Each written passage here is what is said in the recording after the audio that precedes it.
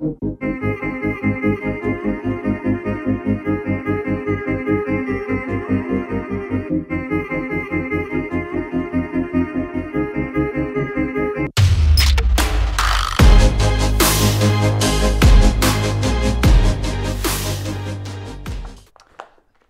theater is without a doubt the most popular form of theatrical entertainment in our world today.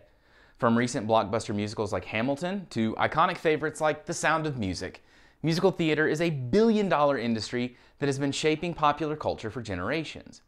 But where did it begin? What is considered the first musical? Turns out that many historians start the clock on musical theater history with a work called The Black Crook, which premiered at Niblo's Garden in New York in September of 1866. Initially written by Charles M. Barris as a melodrama designed to showcase his acting chops as well as his wife's dancing prowess, the rights to the play were quickly purchased by Henry C. Jarrett and Henry Palmer. Jarrett and Palmer planned to transform the Niblo's Garden production into a grand spectacle rivaling anything on the great stages of Europe at the same time.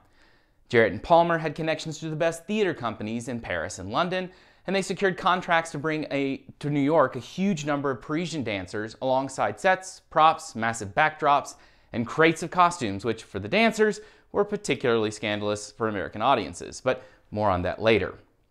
Altogether, it was the most expensive and lavish production New York audiences had ever seen, and see it they did.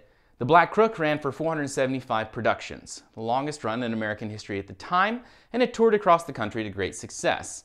The show was a smash hit, raking in record revenues for the producers. And it should come as no surprise with hits like this one. When you want a kiss or favor, you put on your best behavior, and your looks of kindness savor. Oh, you naughty, naughty man. It's good. Of love you set us dreaming. But here's the confusing part. The Black Crook was not the first show to feature music and spoken dialogue combined with dance in a somewhat unified dramatic arc. English ballad opera, French opera bouffe, and German Singspiele were all popular forms of musical drama that preceded American musical theater. So why is The Black Crook called the first in the history of musical theater when there has always been music in theater? Well, an investigation of this kind requires that we look into a branch of history called historiography. Historiography is the study of historical narratives. Essentially, it focuses on how and why a particular history is told the way that it is. Keep this in mind. Artifacts and materials from the past require interpretation. That process of interpreting things from the past is called history.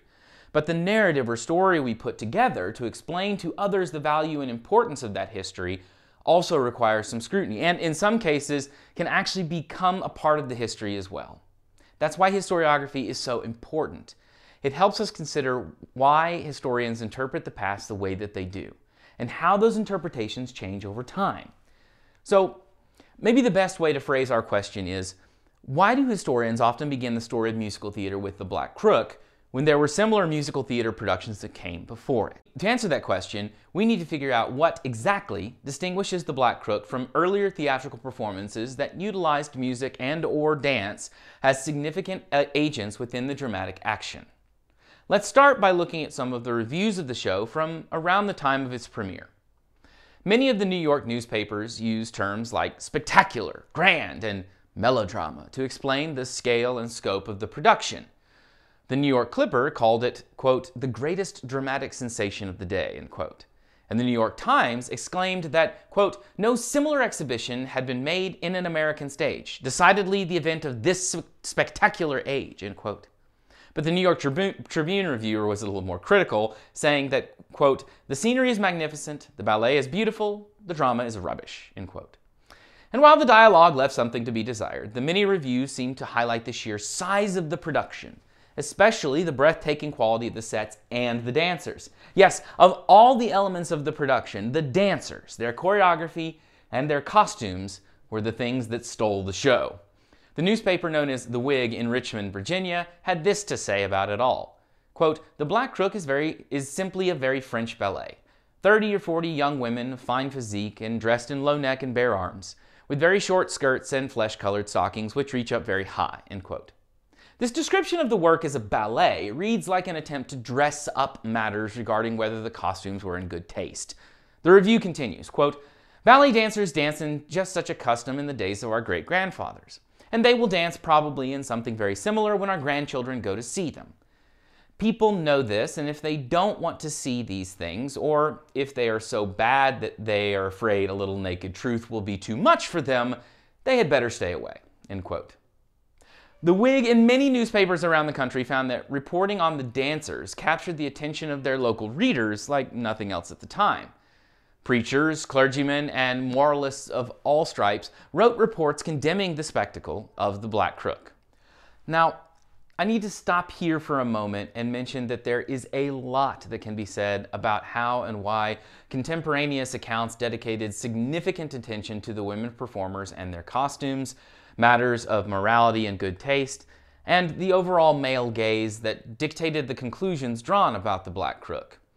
Unfortunately, I don't really have time to cover that in this video on musical theater and historiography, but I want to say that this is very much a legitimate critical lens through which to analyze the history of the production. So I'll provide some citations to scholarly works that take up this critical approach in the description. So, contemporaneous accounts of the Black Crook seem to describe the show in terms that draw attention to the particular aspects of the production writers thought to be most newsworthy for their readerships. And that is what theater historians have picked up on in their research: the degree to which each aspect of the production, the sets, the costumes, the dancers, the music, and even the drama, though not as successful as the others, how each seemed to aspire toward grand spectacle, affecting its audiences with a sense of awe that results in feelings of enjoyment and centers the value of the show in its ability to be highly entertaining. Although other forms of musical drama had come before it, the Black Crook elevated popularly accessible forms of drama, music, and dance to make entertainment a source of revenue from audiences of all types. Though early works of musical drama had utilized popular music, like The Beggar's Opera by John Gay, or they pushed comically satirical and subversively risque drama, like The Grand Duchess of Gerolstein by Jacques Offenbach, historians see in the Black Crook something that has been true of most, if not all, works of musical theater that came after it.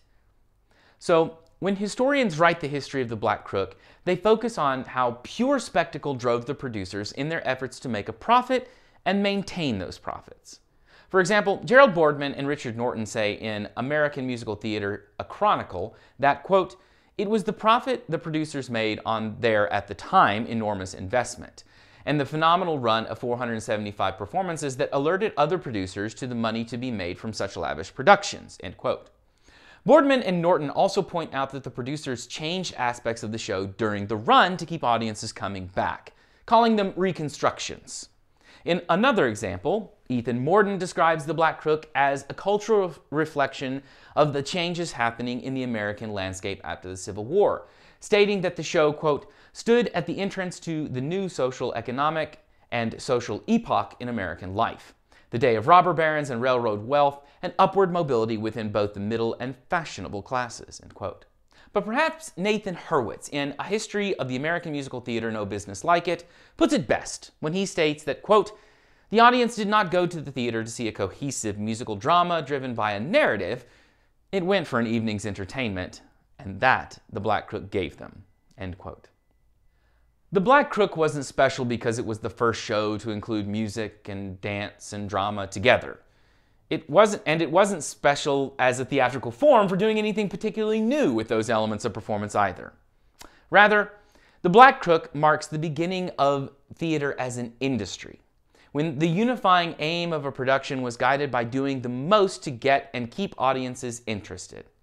And while making a profit in theater had long been the goal of many producers, the collaborative technique of combining resources, people, and capital in order to mount a massive spectacle that will return much more than the investment, particularly over time, was a uniquely American invention.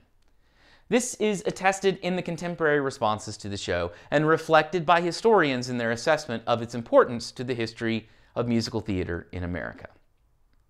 So, next time you're listening to your favorite Broadway cast recording, be sure to think of the Black Crook and how a hodgepodge of theatrical materials were brought together to create the first smash hit in American musical theater history. And be grateful that in the 155 or more years since, Broadway is still going strong. I'm the theater history professor. Thanks for watching.